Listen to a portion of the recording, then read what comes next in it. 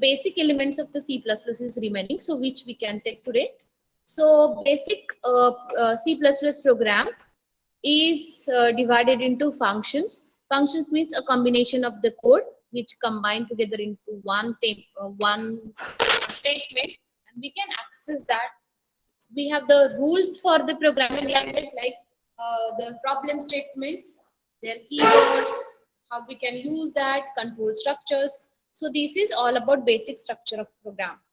So the comment, so this comment, single line comment is this one, and multi-line comment is I have to use slash, then star and then slash.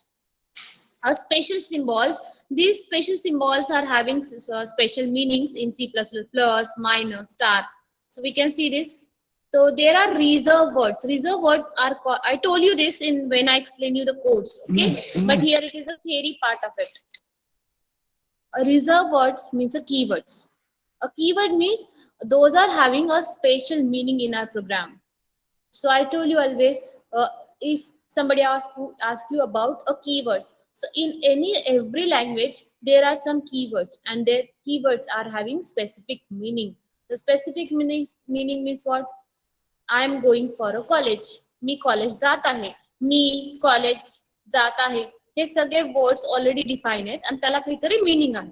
The similar in English, similar in Hindi, similar in programming languages also. Okay, they are having some specific meaning. Float, we have the void, return, include. These are having specific meanings.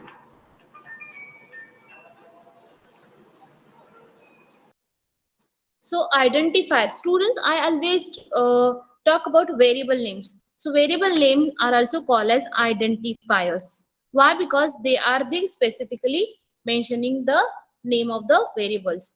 Consist of the letters, digits and underscore. Must begin with a letter or underscore. This already we explained with the variables. So variable is also called as identifier in C++.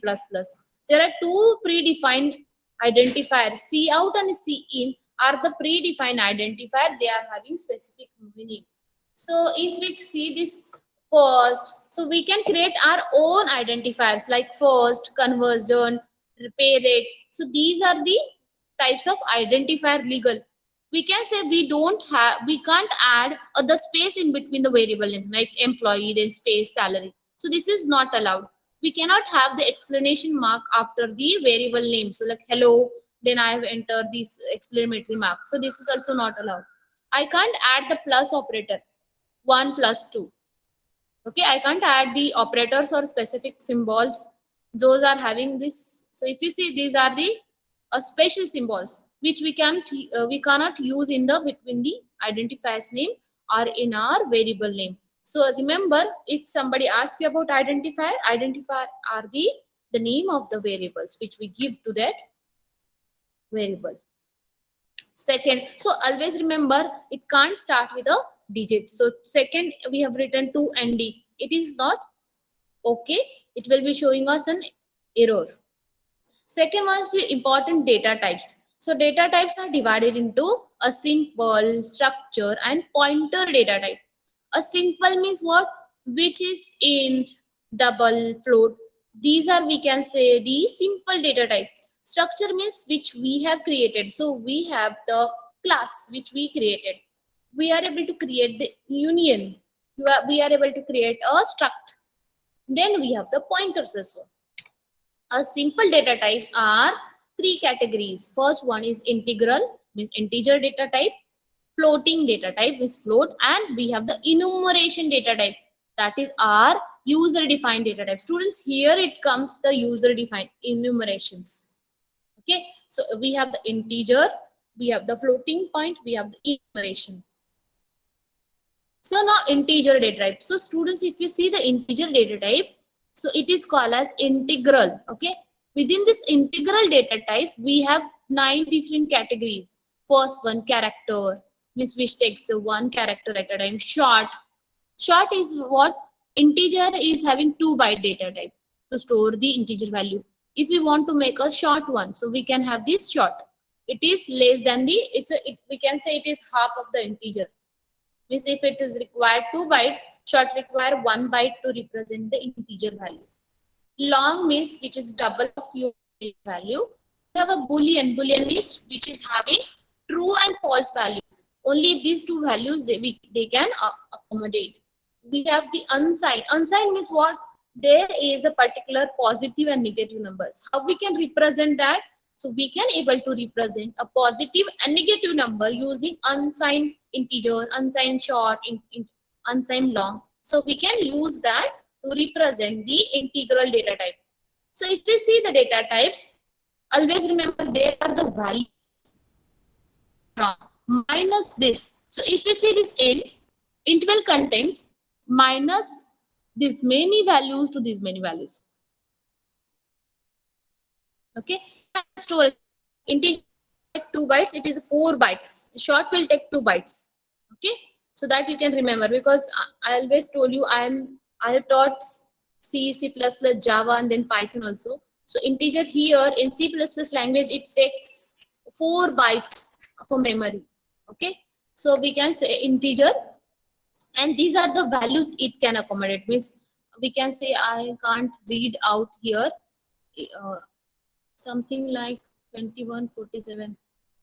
Okay, so these are the integer values, those we can integer will accommodate, as well as the in memory it requires the 4 bytes. Boolean require only single byte because it stores a 0 or 1, means a true and false.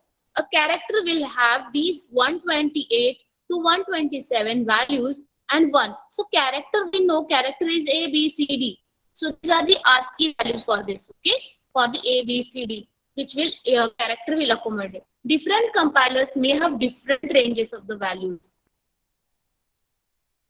So in data type can have the different example, like we can have the my values, we can have the 0, we can have, we don't mention anything, is a positive one. So positive integers do not need a positive sign. A positive integers do not need a positive sign. No commas are used within an integer. So I cannot write this 2 7 comma 8. It is not allowed. Like we are writing in our rupees. If I wanted to write rupees, I can write, always write 5,000, 5,300.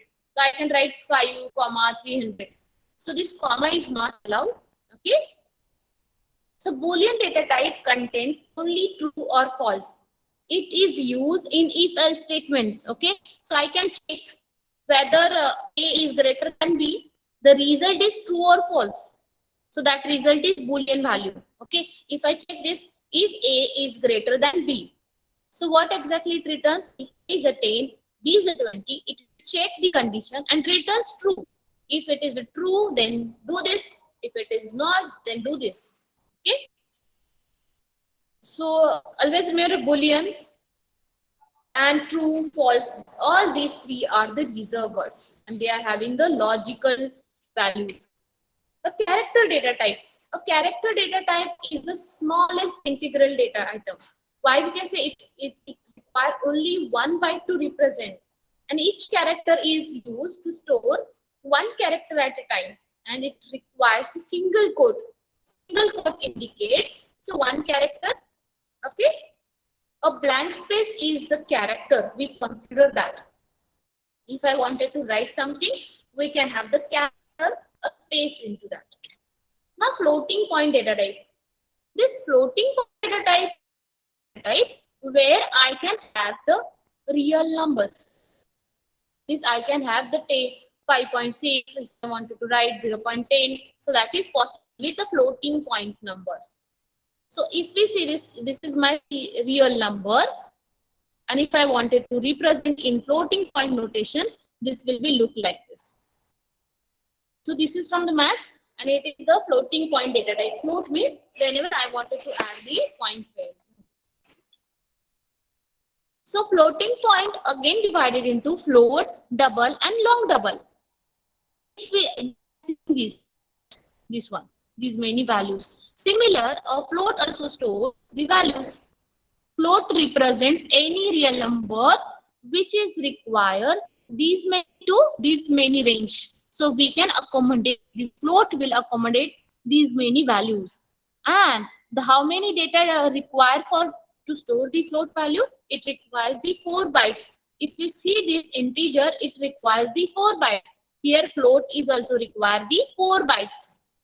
Double is the double of the value, means it is require 8 bytes. And the range is also increased. If you see, the range is double, 308. Here it's a 38 only. Okay, the value is double to the float, then we use a double. Now a long double. On new compilers, we, instead of using only double, they are providing the long double, means it is increasing the size of a float. A floating point numbers are the numbers where we have the point in between that.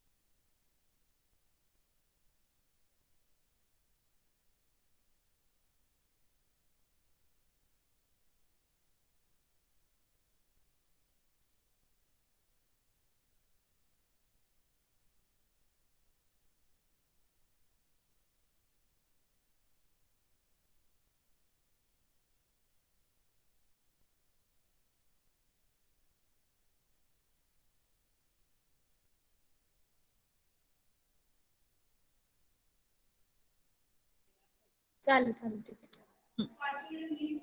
Maximum number of significant digits are values 6 or 7. So most of the times it will include the up to 6 digits to 7 digits. So maximum number for floating double is 15 digits. So precision, if we say, precision will be maximum number of significant digits called a single precision float values, and double values are called as a double precisions. Arithmetical operators. Arithmetical operator means those are having plus, minus, multi. So I know you know this in Python also. They are similar one in C++ language. Plus, minus, subtraction, multiplication, division, and modulus operator. So anyone wants to tell me what is modulus operator? What is the use of this operator? What is the use of this operator, modulus? Ma'am, it gives us reminder. Very good, very good. So whenever we have to check the remainder of a particular thing, we use the modulus operator. And where we use this modulus operator?